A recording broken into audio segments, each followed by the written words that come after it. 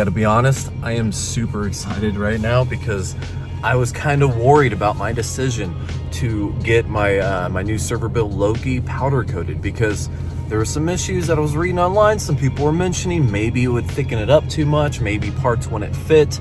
So I kind of sort of like played with the idea of doing some like just standard spray paint, but I quickly decided I just don't have the patience to do a decent paint job, nor the skill to do a decent paint job.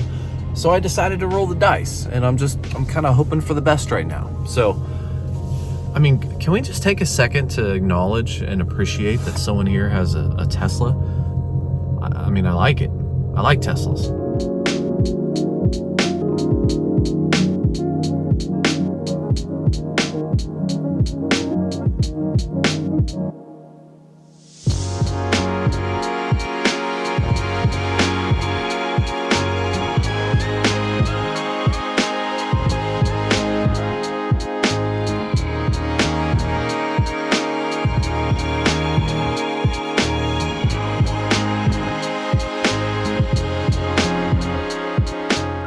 Everything is wrapped, so I can't see a whole lot, but I did have a chance to take a look at one of them.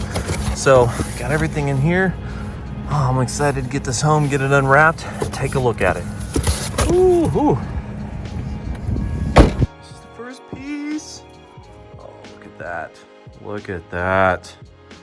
Oh, that is beautiful. Oh man, I'm so glad I didn't try to spray paint this. I won't know if it's too thick until I try to build it. And every single fingerprint is being stuck on here right now. But I won't know this is too thick until I start to build it. Either way, it's looking really good. So this tray was my area of concern, just because I didn't know how to take these off because I think they're riveted in there.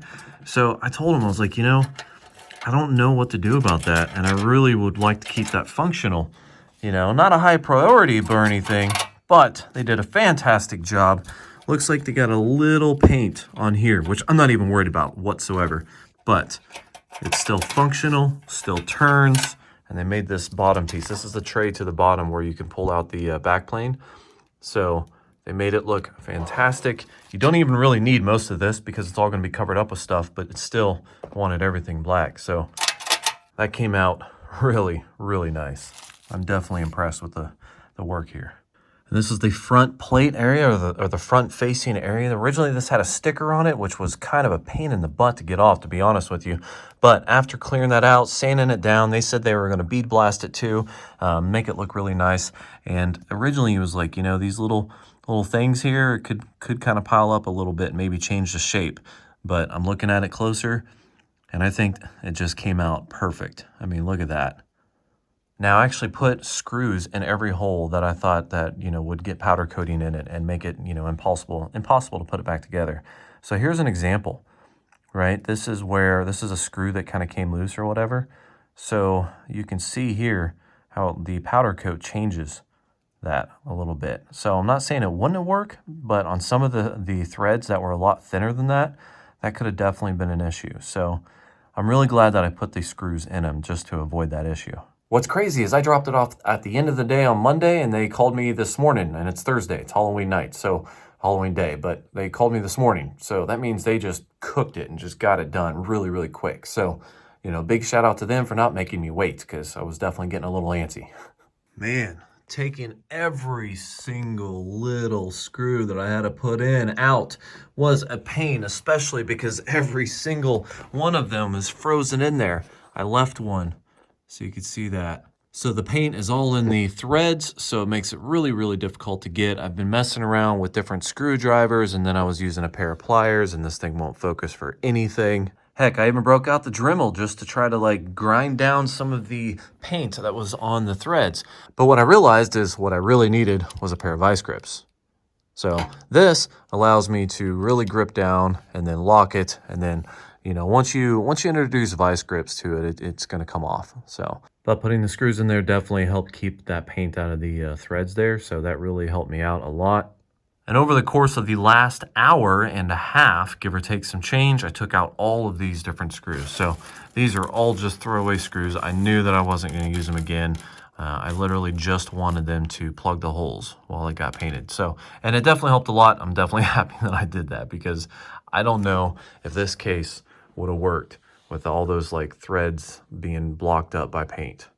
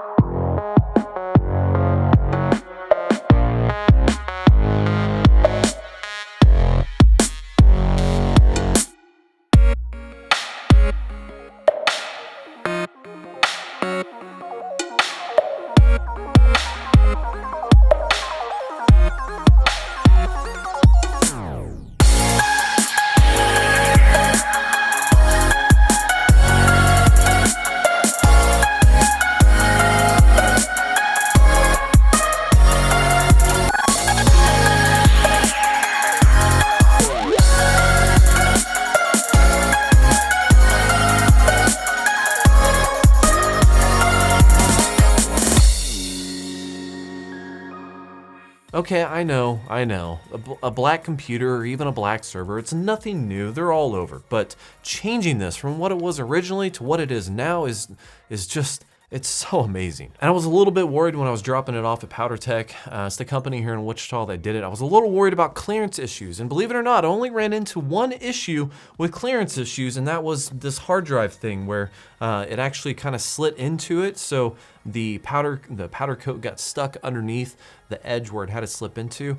Basically, after messing around with it for a little bit, I took a Dremel to the cage itself and was able to get it to fit, and it didn't actually do any noticeable damage. So as far as getting it to fit, worked perfectly, and not being able to see it from the outside, again, it didn't show up. Another thing I was kind of worried about was like hard drive placements. I was thinking, hey, maybe I'm gonna run into this thing where, you know, this plastic and the hard drives and everything fit in here like very precisely. So maybe I might run into some issues, but I didn't at all. They still all fit perfectly. It's only the really tight stuff, like the sliding front cages, for example, the one that pulls out the backplanes.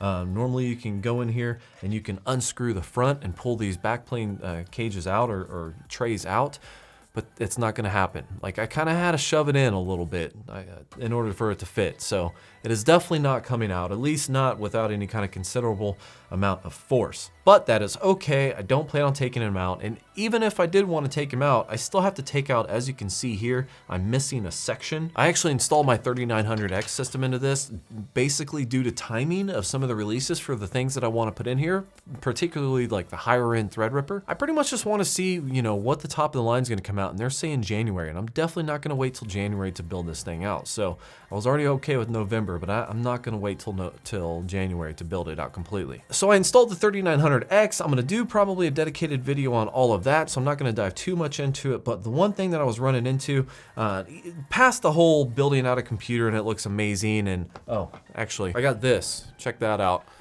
I printed off this, like, I don't know, 17-inch, 18-inch wide Byte My Bits sticker, and I got the official Unraid logo down here. This goes on the top of the computer like this. You guys saw the video, so I don't really have to lay that out for you. This really brought it all together for me. The powder coating came out amazing, and I'm totally happy with how much it changed the overall look of the server, and I can't wait to get it completely built out.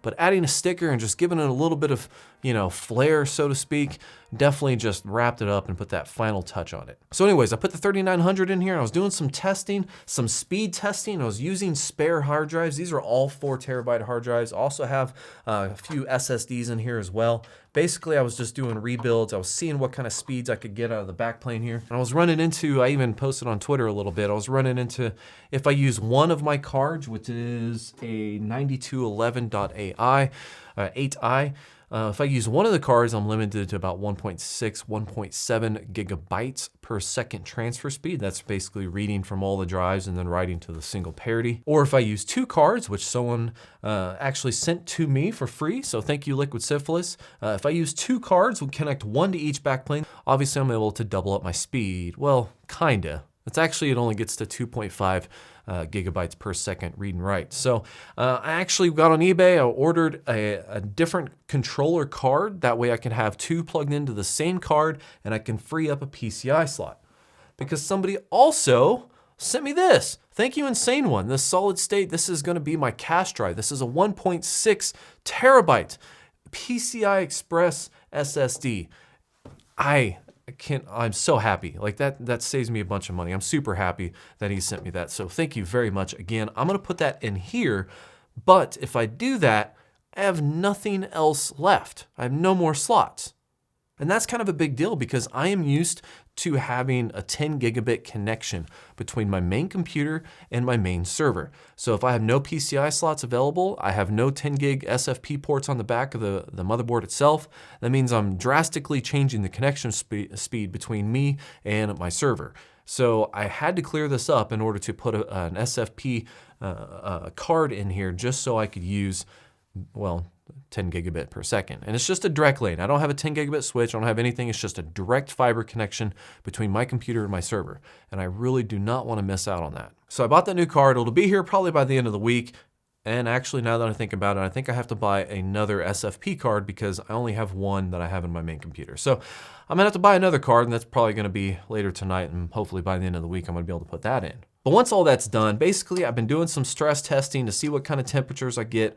Man, these Noctua fans are great. I kind of rearranged this because I was messing with jumpers, trying to see if I can get more speed. I was running into some issues. I'm not really gonna dive into it in this, but just for keepsake, I put this on top of the controller. I don't know if it needs it or not, but I figured why the heck not. Basically, I have this all opened up, so there's no real airflow going through here. So these Noctua fans though, even with just the 3, during a parity rebuild, was keeping all of these drives around that like 25 to 26 Celsius temperatures, whereas in Zeus, when I'm doing a rebuild, these drives are getting up to like 40, 45 degrees, sometimes higher. So there's definitely a huge difference in cooling for these hard drives. And this is only like 12 hard drives plus 2 or 3 SSDs. So who knows what it's gonna be in the final build, but initial results as far as stability and speed goes, I'm definitely feeling good about what's going on. Also, I posted on Twitter about a random CPU error from my Ryzen. I don't know what that was all about. I took it right off the test bench, put it in here, would not boot. I took the cooler off, everything came off with the cooler. I put it back on and booted it back up, and now I don't have the problem anymore. So I don't really know what that's about. But either way, my next step is going to be moving all of my drives over into this server case, getting it mounted into my rack.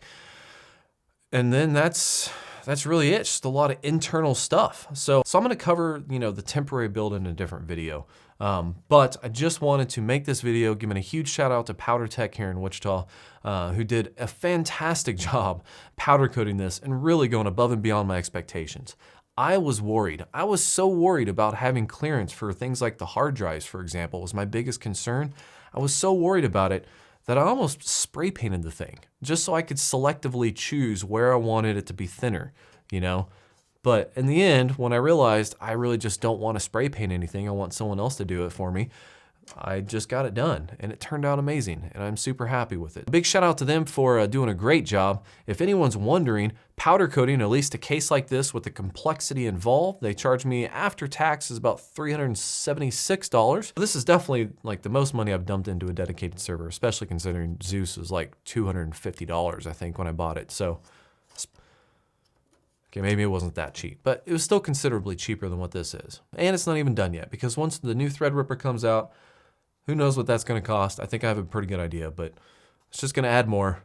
So, you know, this journey is not over, but as far as this goes, powder coating stuff black, it's just amazing, and I'm definitely happy. I think that is enough rambling for today. So guys, thank you for following me along this journey of this build, and I can't wait to unveil it in like a final build video, but not final because I still have Threadripper for it to come out. But I can't wait for this thing to be finished.